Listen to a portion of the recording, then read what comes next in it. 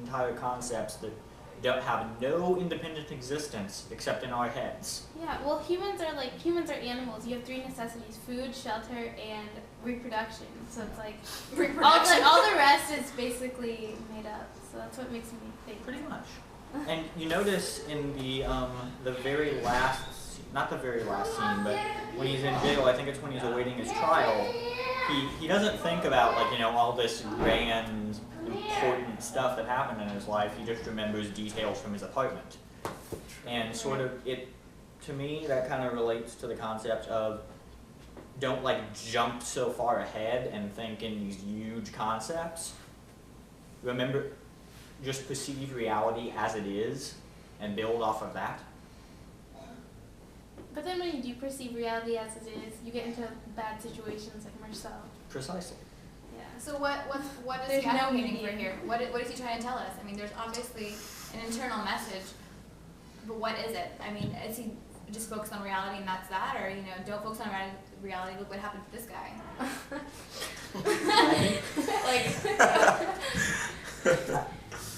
I think it's more a matter of sort of like an expose of how effed up our society is. Like, well, think about it. You have someone who finally sees things how they really are, and what do? We hang him. That doesn't make a lot of sense. Yeah. Right. You know what? I was reading the book, and after you finish, you almost seem to forget that when he killed the Arab, wasn't it like self-defense? Yeah, I think he pulled out the Arab. The Arab brought a knife, and something happened. But it happened like 2 times. The Arab had a knife before, Yeah. and then he saw him afterwards and shot him when he didn't. And remember, the heat made him do it. Like, what kind of ridiculous excuse is that? You know, oh, it was super hot outside, I'm going to pull out my gun, and, you know, just because he hurt Raymond or... Well, see, that's the thing. It's ridiculous, but in this case, it's true. Right, yeah. Yeah. It's But I ridiculous think- things. But we And don't, he shot him we don't 4 times. accept that. Like, it's true. In his case, it could be true. Like, oh, then he made me do it. But we're like, oh, it's so ridiculous. Like, that's what society made us believe. Like, Because that's we- such yeah. a ridiculous answer. Like, Exactly, because we want things to have these meanings that they don't have. We want there to be some high meaning or malice or some, you know, psycho sitting there in the chair when really it's just a thing that happened. There's no higher meaning or connection. The way Camus lets his audience read it, he lets us read it in the point of view of society. So we also judge Marceau as we're reading the book. So like every time we come up to an instance of where we think he should be doing something else, we're in a way the bad guys. Yeah. Because we give him like criticism right then. Definitely.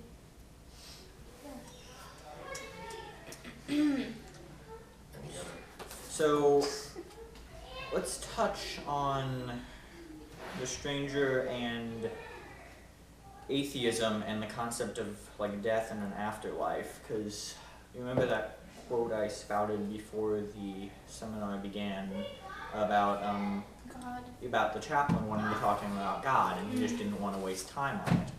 Now, do you feel that the stranger is... Would Camus' thesis make sense if you believed firmly, steadfastly that there was a God passing judgment on us? No, because I believe there's a God passing judgment on us, and it did not make sense. As I guess a religious reader, I was reading this book, and I was like, dude, what are you doing? Like, come on, the message is right there. You know, I was kind of like hoping, but when he completely rejected the message, I was totally shocked. I was like, no, this doesn't happen in real life, you know. Eventually, they're going to accept the message, you know, or at least I would like to hope so. But this did not make sense to me. On the you were talking about hope. Very well, thank you. Well, Yeah. on the subject of hope, there's a scripture that says, have you no hope at all? And do you really live without the thought that when you die and nothing remains? Yes, I say. Well, what is up with that? He's so literal and so blunt about everything. Well, I think part of what Camus is trying to get across through that is the notion of, okay, yes, you die and you're dead, but any other reality is just something we invented, so what's so bad about reality? You know? Mm-hmm. It's what's real and it happens to everyone. Everyone will be condemned one day, so when and where doesn't really matter that much. Right. And when people are dwelling on people that are dead, there's always everyone around them that's like, move on, they're dead, just move on. There's that concept of move on, like it happened. I don't know. But being not as religious as you, or barely religious, I don't know. I read it as, I don't know, I questioned religion. I was like, well, there's so many different religions, like, I don't know. Well, This might anger people, but could religion be a made-up thing of society as well? Well, also, I think part of what he tries to expose, or what I ended up thinking about with this, is the idea that we tend to anthropomorphize everything. Mm-hmm. We have a god, like our conventional religions all have a god that looks like a person. Mm-hmm. So, and the very concept of an afterlife always assumes that it's us, our ego, moving on, when really there are other ways to interpret things that don't rely on that anthrocentric view of reality. Not everything is human, and that's okay. Mm-hmm. Right. Sorry. That's pretty deep for it. Yeah. Go off on tangents. I feel like based on that thesis, there should have been some talking animals in this book. Like the only animal that Rousseau can connect with was like a dog that he just talks to about everything. The dog's like, Okay. Although that would have been. I have more. Okay. Alright. Okay. It says the last person to remark on Rousseau's intelligence is the prosecuting attorney at his trial for murder. So we're talking about how smart Rousseau is, what he's thinking. Is he really a simple man? So the attorney says the prisoner is an educated man. He tells the jury, "You will have observed the way in which he answered my questions. He is intelligent and he knows the value of words. And I repeat that it is quite impossible to assume that when he committed the crime, he was unaware of what he was doing." After hearing the prosecutor's words, Rousseau thinks to himself, "I noticed that he laid stress on my intelligence. It puzzled me rather why what would count as a good point in an ordinary person should be used against an accused man as an overwhelming proof of his guilt."